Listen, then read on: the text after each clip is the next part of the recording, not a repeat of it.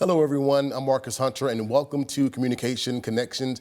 It is a show where we meet with and talk with former graduates of the communications department here at Mississippi State University. And today I am honored to have with me George Dunn, the Assistant Dean of the Shackouls Honors College. And Mr. Dunn, thank you so much for joining us. Thank you for having me. I'm glad to be here. Well, first off, I just wanted to, allow you to introduce yourself to our viewers. Tell everyone a little bit more about yourself and as the Assistant Dean over at the Honors College, what it is that you do. Yeah, so again, George Dunn. I grew up a Mississippi State fan with no intention of coming to Mississippi State. I did not necessarily want to just be a clone of my parents. But I took a tour here and loved it, had an opportunity to meet with some department heads. And then I guess the rest is history. I got a degree in communication, which I did not start in, but I had great advising over there and great mentorship. And then 2011, my wife and I decided we were going to move back to Starkville after a stint in New Orleans. And I started recruiting for honors, left and did enrollment management for the graduate school. And in 2019, had the opportunity to come back to honors in a more administrative role. Now, tell us more about the Honors College and what it exactly is that, or as much as you can, that you all do there. Yeah, the way I always bill the Honors College is it's just a place for opportunity for students who are seeking extra opportunities. Yeah, we have the requirement of you need to take an honors course every year and maintain a certain GPA, but the idea here is really that we focus on students taking advantage of internship opportunities, study abroad, research, small classes, mentorship and advising, and along with those things, we're able to help fund students to participate in those high impact practices. And it's really a self-identifying group. If you want to be an honor student, we want you.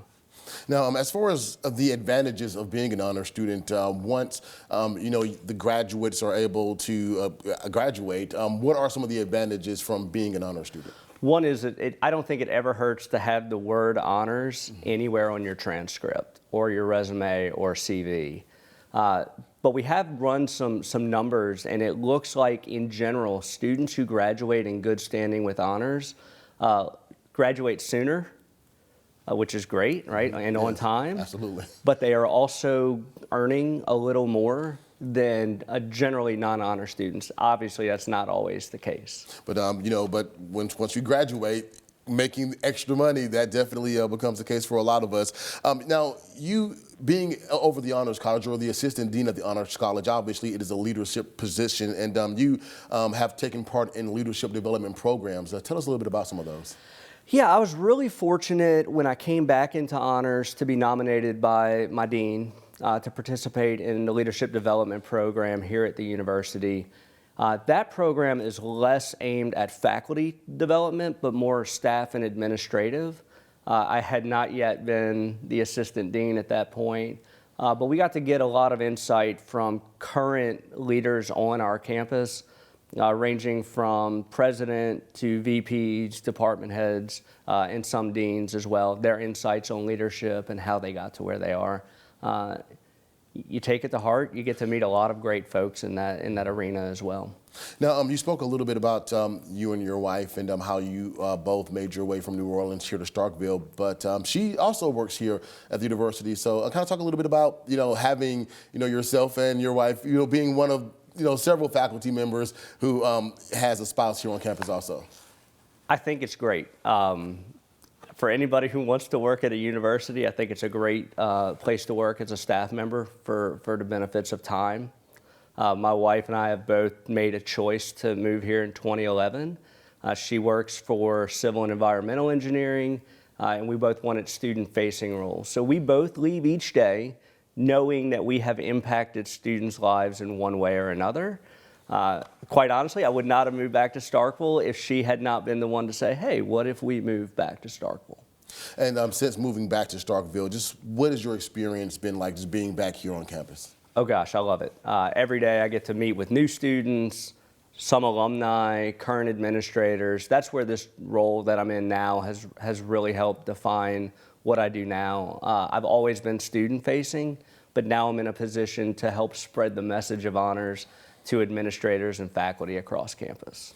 For students who are not in the Honors College, who are in high school right now and they want to become a part of the Honors College, what are some of the requirements and some of the things they need to make sure that they have and they're taken care of in high school so that they can qualify? Yeah, that's a great question. We have two pathways into the Honors College for what I would say a traditional high school student.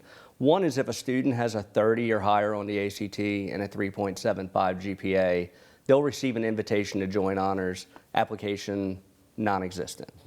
The other way is if you want to do honors, you can still apply. We're seeking 2 letters of recommendation, an essay, and your transcripts.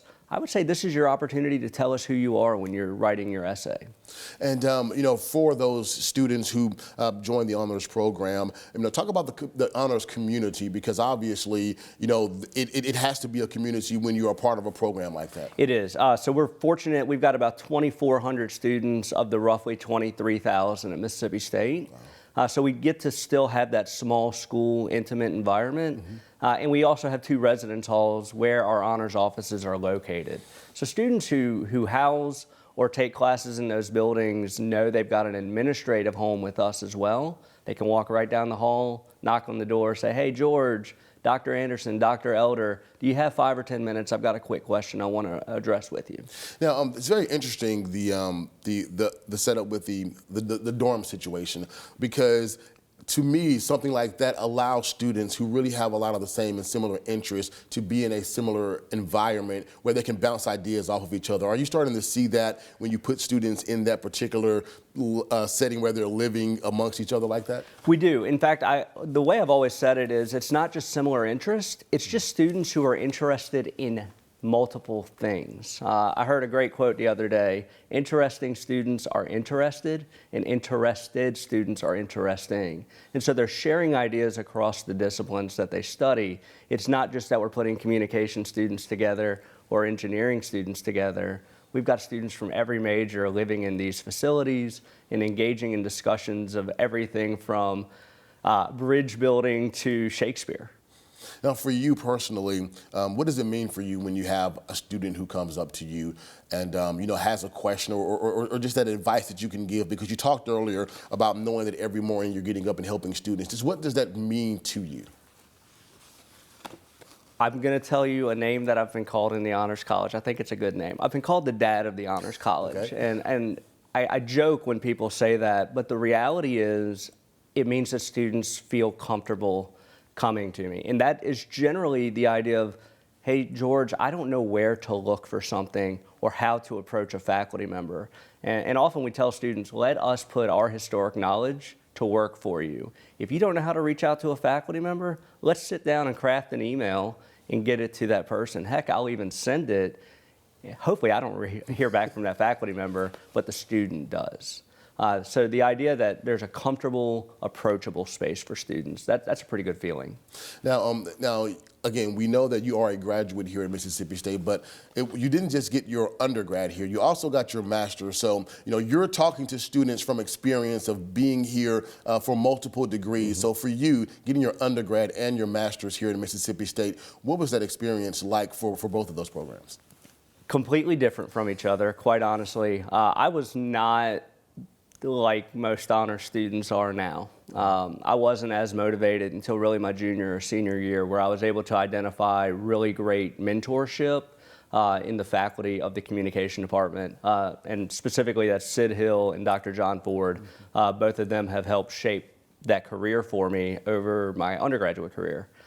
Graduate school is all about that mentorship relationship. And so my relationship with faculty as a whole was starkly different than my relationship as an undergraduate. I sought out advice from all of my faculty as often as I could. But I still think I got a great degree as an undergraduate, and I think I got a great degree as a master's student. Now, being someone who is also a graduate of the communication department, you talked a little bit about those relationships and, just having those mentors and the people who would really help you in that department. And that was the same for me. How important do you think that is overall for just students in general? Because obviously it was important for yourself and for me, but for students who come in and may not think that they need that type of support, what would you tell those students? What I tell every single student, go introduce yourself to your faculty from day one. It's important that they know who you are.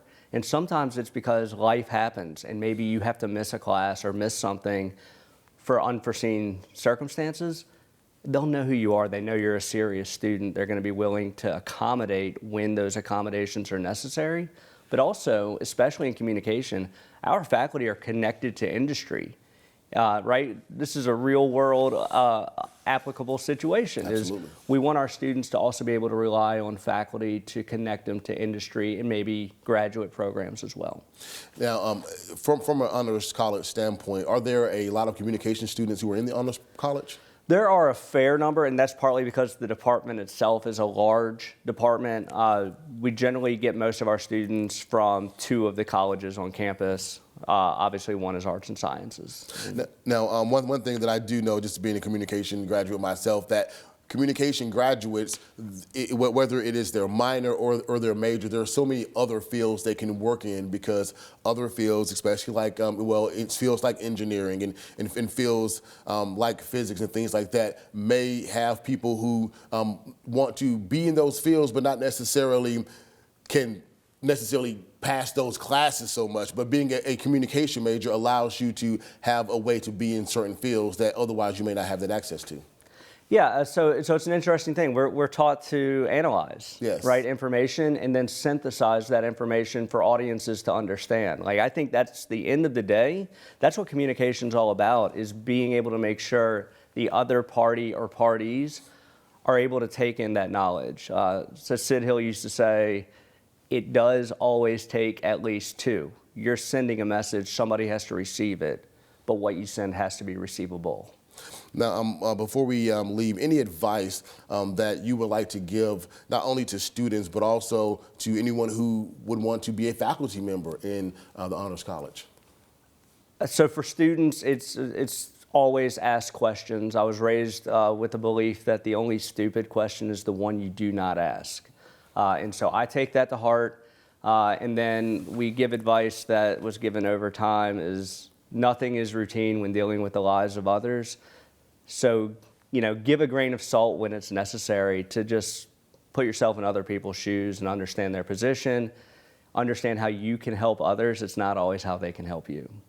Well, Mr. Dunn, thank you so much for joining us, and I really appreciate your time. And for any student who is interested in being a part of the Honors College, I would definitely recommend that you reach out to Mr. George Dunn. We've had a great conversation here today, and thank you so much for watching, and we'll see you next time.